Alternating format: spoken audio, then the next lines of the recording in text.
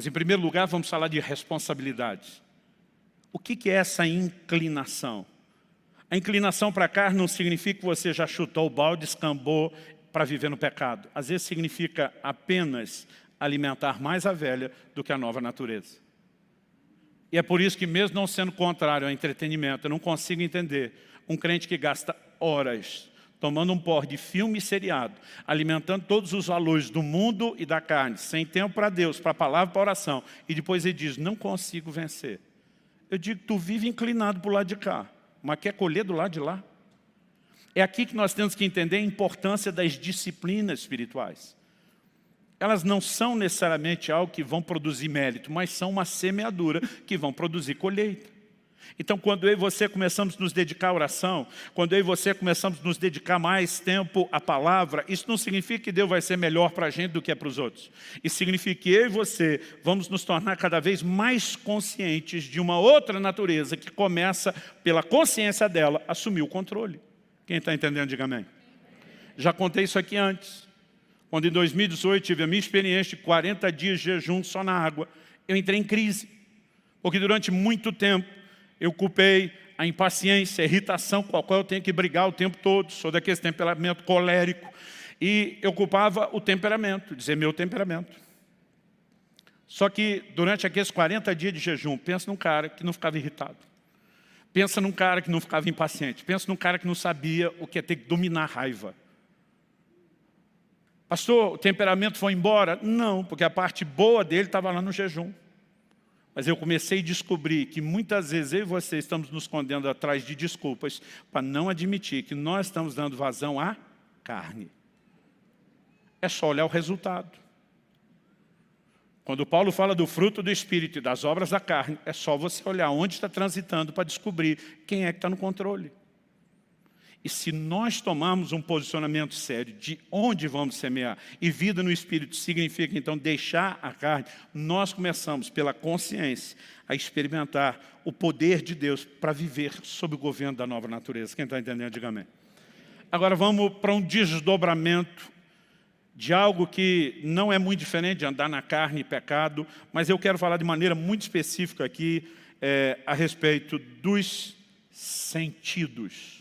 Não é só sentimento, mas de não andar pelos sentidos. Porque aqui em Gálatas 5, Paulo não apenas fala de não andar na carne, mas ele inclui nessa lista algumas questões que a gente pode classificar também nessa dimensão dos sentidos, ou dos sentimentos.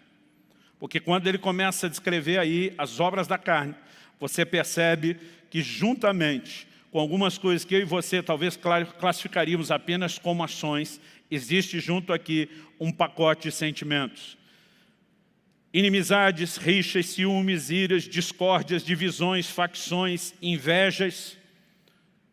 Mas eu não quero falar só do sentimento. Eu quero falar de pessoas que se entregam ao sentimento porque elas vivem muito a dimensão dos sentidos. Em Judas, no capítulo 1, e no versículo 19, a palavra de Deus faz a seguinte declaração. Epístola de Judas, penúltimo livro da Bíblia, capítulo único, verso 19. O texto sagrado fala assim: são estes os que promovem divisões sensuais que não têm o Espírito. Essa expressão aqui traduzida como sensuais e que não têm o Espírito, foi traduzida, por exemplo, na Nova Almeida atualizada, em algumas versões mais modernas, como aqueles que seguem os seus próprios instintos. Uma das características dessas pessoas é que a Bíblia diz, eles não têm o Espírito.